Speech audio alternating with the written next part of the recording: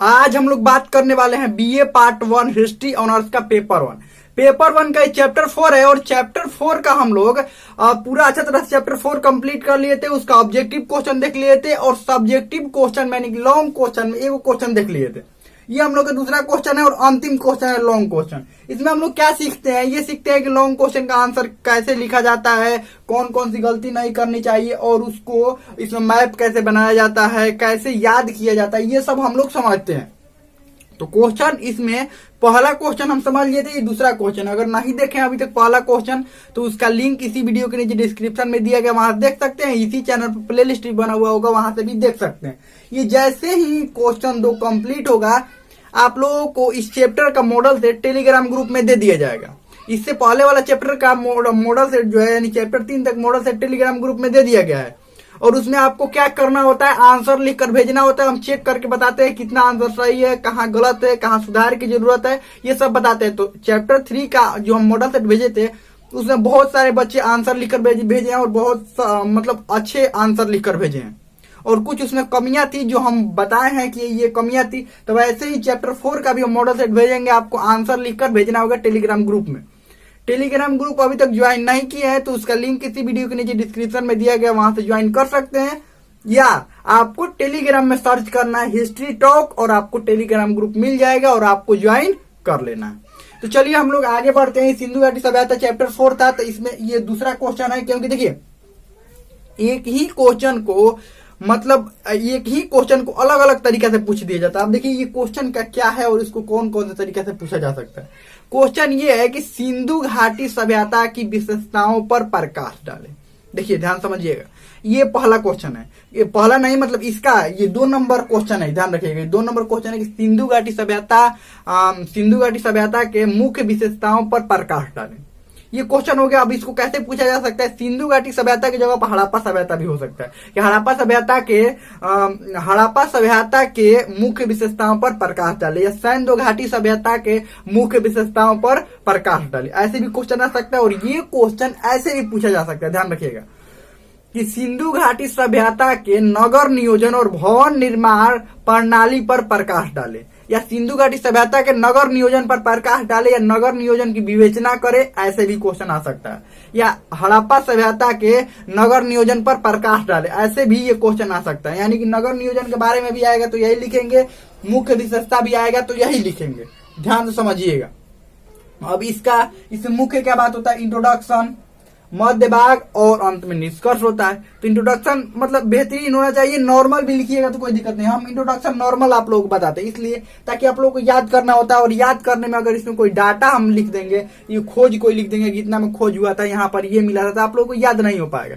इसीलिए नॉर्मल सा ही हम इंट्रोडक्शन लिखते हैं। इंट्रोडक्शन आप थोड़ा बड़ा लिखिए, हम तो थोड़ा सा भी बता देते क्योंकि बोर्ड पर जगह कम रहता है इसलिए थोड़ा सा बता देते, आप थोड़ा सा इंट्रोडक्शन ज्यादा लिखिए। जब हम मॉडल सेट देते हैं तो इंट्रोडक्शन थोड़ा सा आप उसमें आंसर जब लिखिए तो ज्यादा लिखिए, तो बहुत सारे बच्चे ज्यादा लिखकर भी भेजते हैं, तो बहुत अच्छा है। तो चलिए सिंधु घाटी सभ्यता, देखिए क्या लिखे हैं इसमें, सिंधु घाटी सभ्यता का अर्थव्यवस्था का मुख्य आधार व्यापार था। मुख्य आधार क्या था, व्यापार था। तो ये लिखे मुख्य आधार व्यापार था। यहाँ के लोग नगरों में रहते थे। अब नगर के बारे में पूछा गया या विशेषता पूछा गया तो नगरों में रहते। विशेषता का मतलब क्या होता है, विशेषता का मतलब होता है कि उसके बारे में बेहतरीन क्या है, किसी भी चीज की विशेषता पूछा जाएगा। मान लीजिए मार्कर का विशेषता पूछा जाएगा तो इसमें बेहतरीन क्या है, यही इसको मान लीजिए इसका डिजाइन अच्छा है, ये लिखने में अच्छा है, तो यही विशेषता हो जाता है, ध्यान रखिए। उसके बाद नगर काफी विस्तृत और व्यवस्थित था। यहाँ पर नगर काफी विस्तृत और व्यवस्थित है। इससे आगे भी इसमें और कुछ आप लिख सकते हैं। क्या लिख सकते हैं इसमें आगे कि इनके नगरों में जल निकासी व्यवस्था बहुत अच्छी थी, अन्नागार बहुत अच्छा था, ये सब भी लिख सकते हैं। जल निकासी के बारे में, अन्नागार के बारे में, ये सब के बारे में आप लिख सकते हैं। और इसके उत्खनन कौन करवाए थे, इसके नगरों का उत्खनन कहाँ से चालू हुआ था, या उस समय के भारतीय पुरातत्व विभाग के निर्देशक भी इसमें सब लिख सकते हैं। और मुख्य विशेषताओं का भी वर्णन और अलग अलग इतिहासकारों के बारे में भी बता सकते हैं। जब हम चैप्टर पढ़ा रहे थे तो ये सब विस्तार से बताए थे, ठीक है। तो इतना आप इंट्रोडक्शन में इतना भी लिख देंगे तो कोई दिक्कत नहीं है। आगे बढ़ते हैं, लेकिन इंट्रोडक्शन थोड़ा बड़ा होना चाहिए। आगे सिंधु घाटी सभ्यता की विशेषता या मुख्य विशेषता यहाँ पर भी लिख सकते हैं, यहाँ पर मुख्य भी लिख सकते हैं। मुख्य विशेषता, सिंधु घाटी सभ्यता की मुख्य विशेषता क्या लिख सकते हैं? मुख्य विशेषता यहाँ पर लिख सकते हैं, सिंधु घाटी सभ्यता की मुख्य विशेषता।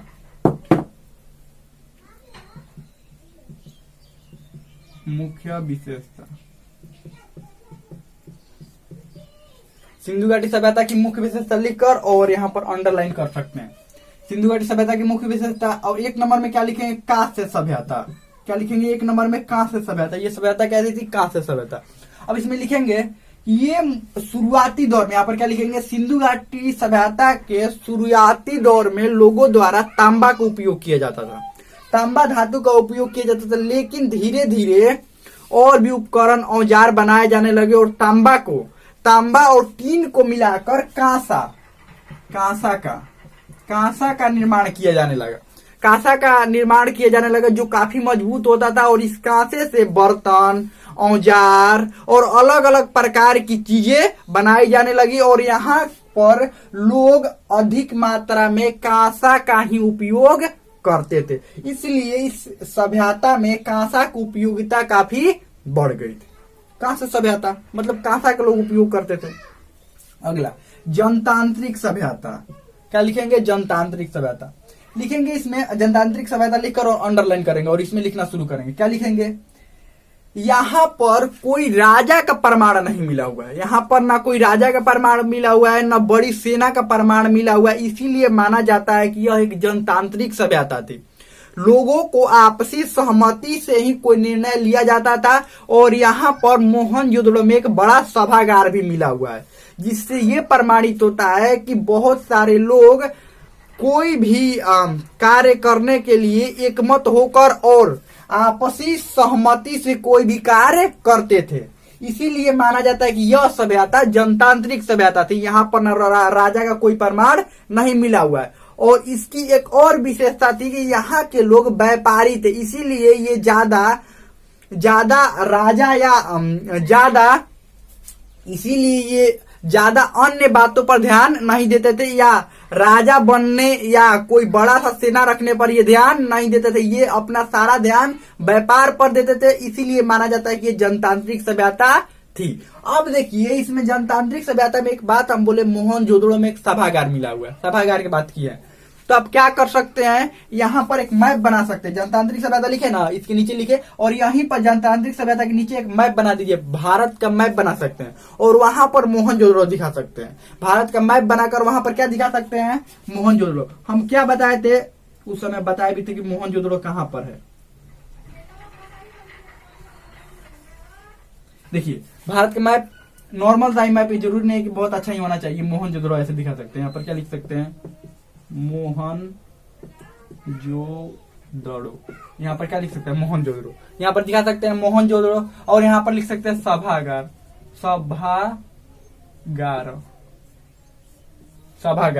सभागार का प्रमाण लिख सकते हैं। अब इससे क्या होगा कि इसमें सभागार जो लिखे ही हैं और साइड में यहाँ पर मोहनजोदड़ो में सभागार दिखा दिए, तो एग्जामिनर को सीधा सीधा देखिए एगो तो मैप बनाएंगे तो जगह भरेगा। तो हम सोचते हैं कि कहां पर मैप बनाए, कहां पर मैप बनाए। अरे जो भी यहाँ पर जगह का नाम हम डालते हैं ना तो मैप बना सकते हैं। आप चाहें तो यहाँ पर हड़प्पा भी दिखा सकते हैं। इसमें हड़प्पा भी दिखा दीजिए, यहाँ पर हड़प्पा दिखा दीजिए, कोई दिक्कत नहीं है। यहाँ पर हड़प्पा दिखा दीजिए। चलिए आगे बढ़ते। अगला लिखेंगे ये लिखने के बाद अगला लिखेंगे औद्योगिक सभ्यता। औद्योगिक सभ्यता लिखकर अंडरलाइन करेंगे। यहाँ पर लिखेंगे हड़प्पा सभ्यता को मुख्य रूप से उद्योगों में सबसे आगे माना जाता है।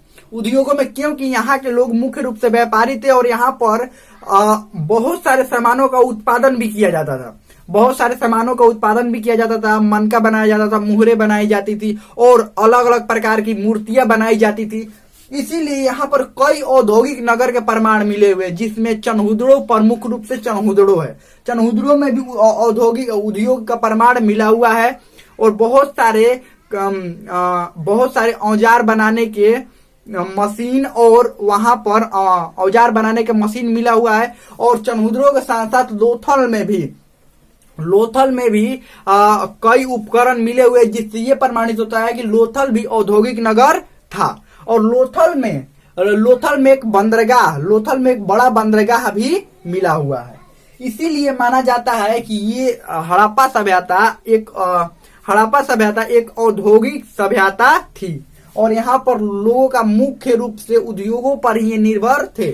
बस यहाँ औद्योगिक सभ्यता थी। चाहे तो यहाँ पर भी अब लोथल भी दिखा सकते हैं। और यहाँ पर और अगर लिखना होगा लिखेंगे इनके समाज में अलग अलग प्रकार के लोग रहते थे, कारीगर अलग अलग रहते थे, कुम्हार रहते थे, ये औजार बनाने वाले रहते थे, ये सब आप लिख सकते हैं। ठीक है, चलिए अगला लिखेंगे शांति मूलक सभ्यता।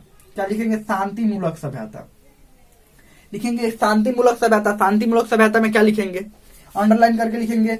ये लोगों की सभ्यता से, इनके सभ्यता के उत्खनन से ये प्रमाणित होता है कि ये ना यहाँ पर कोई युद्ध का प्रमाण मिला हुआ है और ना बड़ी सेना का प्रमाण मिला हुआ है। इससे ये प्रमाणित होता है कि ये अपना सारा ध्यान व्यापार पर लगाते थे, किसी से ये युद्ध नहीं करते थे और ना ही बड़ा कोई हथियार रखते थे।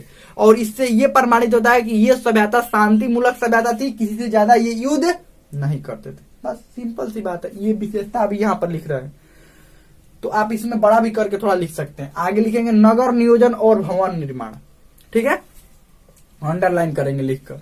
और इसमें आप क्या लिखेंगे? नगर नियोजन भवन निर्माण में यहाँ पर लिखेंगे कि हड़प्पा सभ्यता का नगर नियोजन और भवन निर्माण, या लिखेंगे हड़प्पा सभ्यता का नगर नियोजन पर्यावरण के अनुकूल बनाया गया था। हड़प्पा सभ्यता का नगर नियोजन पर्यावरण के अनुकूल बनाया गया था, क्योंकि ये हड़प्पा सभ्यता की सभी नगरें कोई ना कोई नदी के किनारे ही थी। और नदी के किनारे होने से एक खतरा ये भी रहता था कि बाढ़ आने की संभावना काफी अधिक रहती थी। इसीलिए यहाँ के जितने भी नगर बसाए गए हैं, अधिकतर नगर जो है वो दुर्ग से घिरे हुए रहते थे।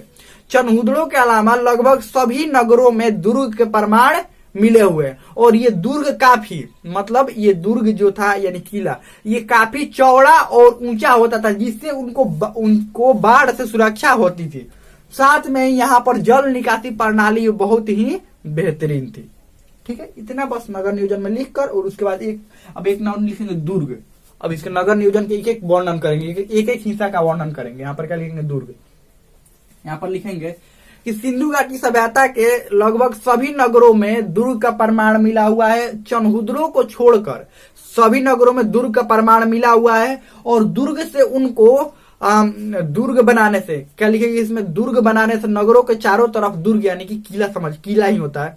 दुर्ग बनाने से उनको कई लाभ प्राप्त होते थे। दुर्ग बनाने से कई लाभ प्राप्त होते थे। और अब लाभ प्राप्त होते थे, अब यहाँ पर लिखेंगे लाभ। नीचे इसमें दुर्ग में ही लिख रहा है ना, अब ये इसी में लिखेंगे लाभ प्राप्त होते थे। अब लाभ लिखकर और 1 नंबर 2 नंबर, अब 1 नंबर में क्या लिखेंगे? लुटेरों से सुरक्षित।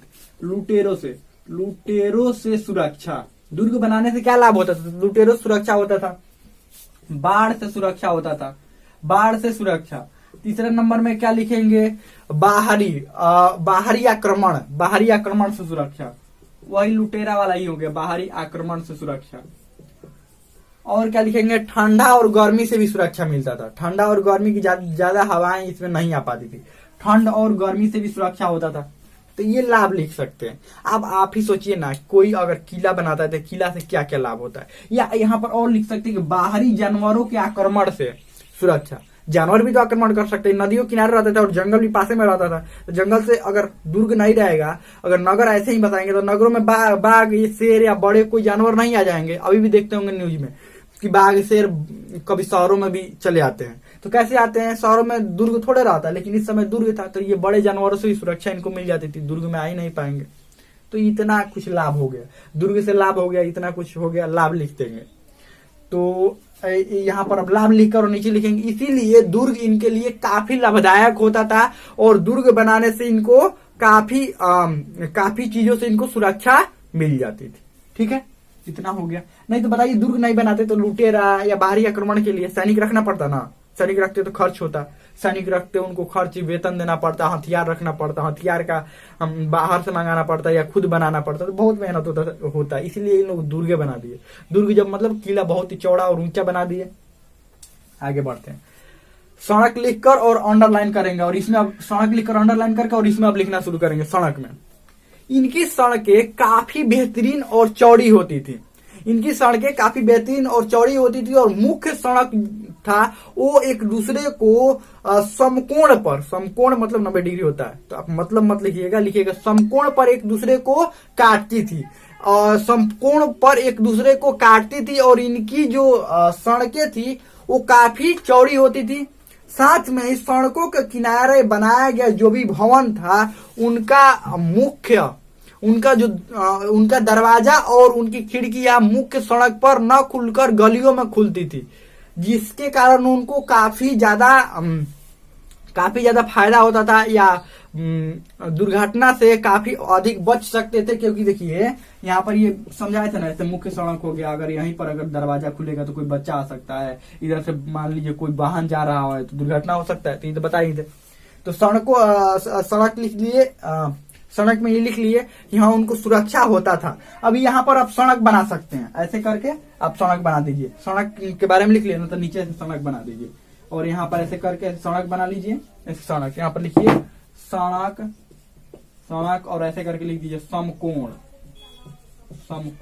ऐसे करके सड़क और समकोण लिख दीजिए। इसे एग्जामिनर क्या होगा देखिए तो कितना अच्छा बन गया, ये अच्छा बन गया। यहाँ पर देखिए तो ये चित्र कितना अच्छा बन गया। अब बन गया यहाँ सड़क के नीचे, अब एग्जामिनर को सीधा समझ में आ जाएगा हाँ समकोण पर एक दूसरे को क्रॉस करती थी, ये सड़क एक दूसरे को क्रॉस करती थी। उसके बाद नालियां लिखेंगे, यहाँ पर लिखेंगे कि यहाँ पर सबसे बेहतरीन प्रणाली जल निकासी प्रणाली थी। सबसे बेहतरीन प्रणाली जल निकासी प्रणाली थी। सड़कों के किनारे बड़ी बड़ी नालियां बनाई जाती थी और जो कि काफी चौड़ी और नालियां ढकी हुई होती थी, और ये नालियां शहरों से निकलकर आगे बड़ा सा नाला में मिल जाती थी। और ये इसीलिए यहाँ पर जब भी बारिश होता था या घर का भी पानी निकासी की व्यवस्था काफी अच्छी थी।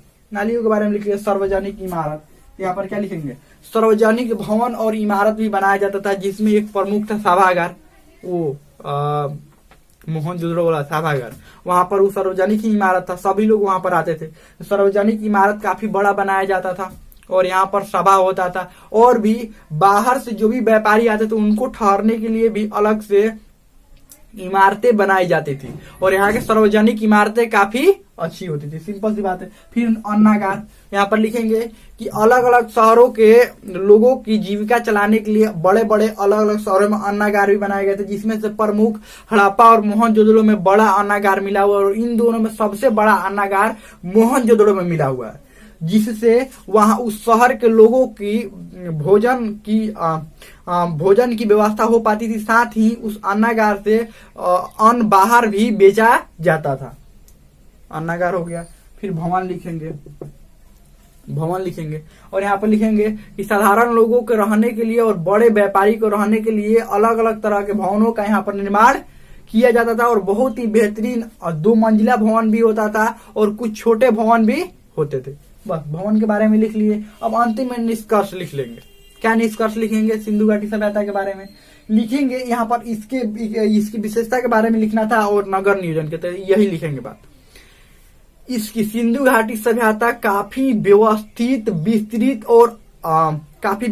और विस्तृत सभ्यता थी। ये अपने समकालीन सभ्यताओं से सबसे विकसित सभ्यता थी और नगर नियोजन के क्षेत्र में भी विकसित सभ्यता थी। इसका नगर नियोजन काफी बेहतरीन था और इनका जीविका का आधार व्यापार होने के कारण ये लोग काफी धनी थे और इनके पास काफी अधिक मात्रा में धन था, और इनके सड़कें, नालियां, सार्वजनिक इमारत ये सब बहुत ही बेहतरीन थे।